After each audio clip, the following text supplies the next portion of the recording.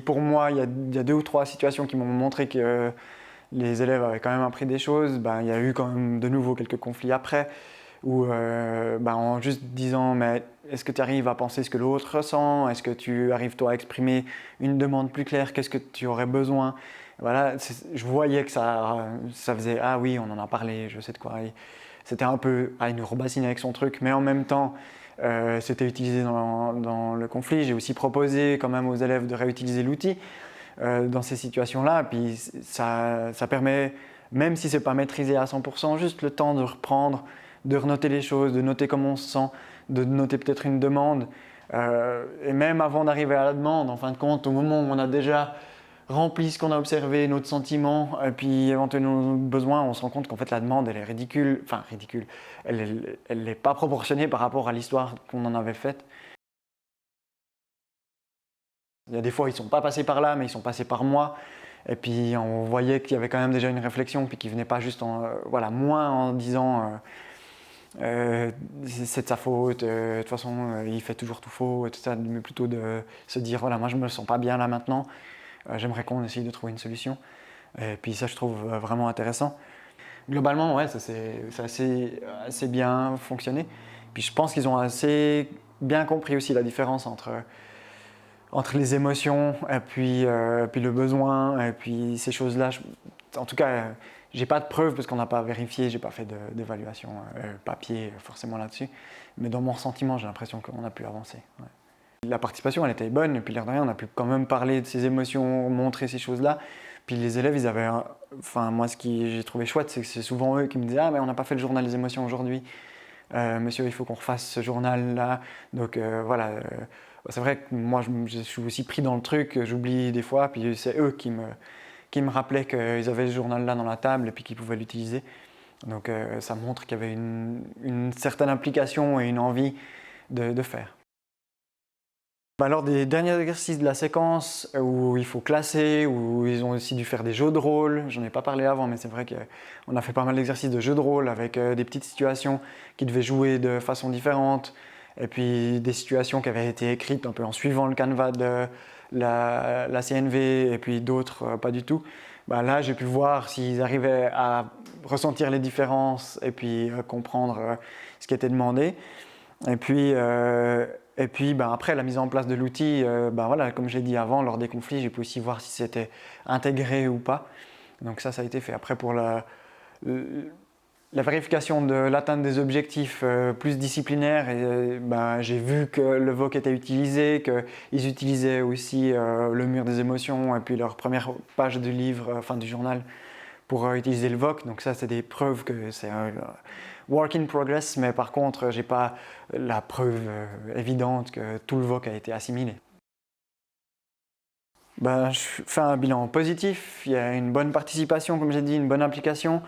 Et puis je trouvais intéressant aussi de partir à partir du VOC anglais, donc de quelque chose d'assez concret, très scolaire, même qui pourrait être des devoirs, et puis de tirer ces connaissances-là vers quelque chose de beaucoup plus global, vers des compétences beaucoup plus sociales, beaucoup plus universelles, on va dire. Et puis ça, je trouve que c'était vraiment intéressant. Avec aussi cette idée, de nouveau, il y a un objectif à la fin qui est quand même assez concret pour les élèves, donc ils savent où c'est où on va. L'utilité de avoir sa petite tablette plastifiée qui nous rappelle que ah oui, en fait je sais me communiquer sans agresser l'autre, j'ai des pistes pour pouvoir régler mon conflit. Ça je trouve intéressant aussi, ça me permet de sortir vraiment du cadre d'une séquence purement voc ou purement grammaire, ou voilà, avec un vrai objectif qui est beaucoup plus global. Ça amène une vraie plus-value pour les élèves et puis pour la classe en général aussi, quoi. Donc ça c'était vraiment, vraiment intéressant. Puis les élèves sont demandeurs d'avoir ce genre de choses où il y a aussi un peu de théâtre, un peu d'expression orale, mélangé avec de l'écrit, mélangé avec d'autres choses, tout ça, pour arriver à un but qui est clair depuis le départ. Ils sont preneurs, puis ils s'impliquent aussi, je pense, beaucoup plus. Ouais. Il y a le timing, puis la pression de la 8e, c'était un obstacle quand même. On était au mois de mars, donc avant les vacances de Pâques. Il restait 2 semaines après les vacances de Pâques pour préparer les ECR. Donc c'est un obstacle invisible, on va dire, mais qui est vraiment présent dans la tête des enseignants, dans ma tête, et je pense aussi dans la tête des élèves, où c'est difficile de réussir à sortir justement de ce que je disais avant, du trait scolaire et des objectifs précis de l'OCR, en se disant « Ah mais si je fais pas ça, ils vont se rater », ou voilà. Puis juste se dire « Non mais attends, enfin, voilà, ça fait 1 année et demie qu'on travaille. Si je prends 5 périodes sur 5 semaines pour faire un peu autre chose et puis apporter autre chose, c'est pas ça qui va ni faire réussir ceux qui doivent absolument réussir, ni faire rater ceux qui devraient pas rater. Enfin, donc réussir à relativiser ça pour insérer la séquence dans le timing, c'est je pense une des grosses difficultés. Puis ça demande l'application des élèves. Donc ça c'est aussi la difficulté. Donc s'il y a une classe qui veut pas entrer dans la séquence, je pense que c'est difficile. Puis pour moi en tant qu'enseignant, c'était plus les connaissances scientifiques sur les émotions, où il y a des fois où je manquais un peu d'éléments. Je me sentais pas forcément très à l'aise parce que je suis pas un expert, je suis pas psychologue.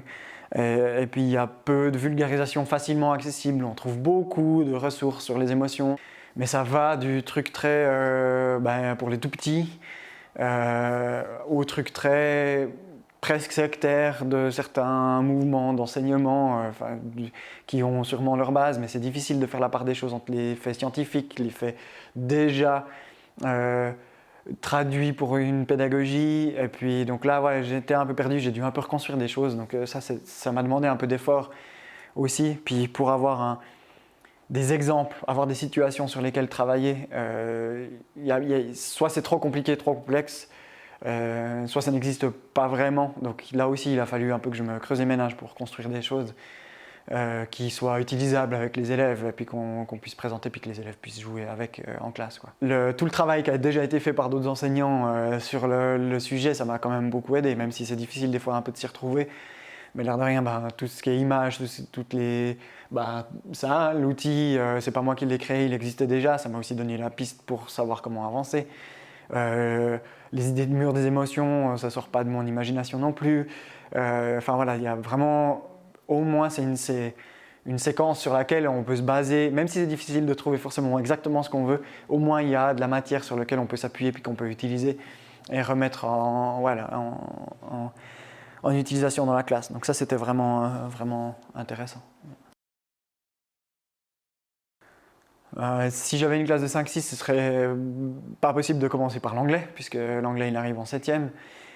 Donc là, il y aurait des adaptations à faire, mais je pense que de travailler sur le vocabulaire en français, de vraiment travailler sur les définitions et les différences, en fin de compte, qui peuvent être assez subtiles entre deux émotions, les sentiments, je pense que là, il y a tout un travail qui peut être très intéressant. Puis peut-être plus de travailler sur le dessin avec une classe de 5-6, de pouvoir exprimer, ou que les cartes, en fin de compte, ça soit pas moi qui les propose, mais quand ça soit les élèves qui puissent dessiner les émotions puis qu'on les réutilise pour faire le mur.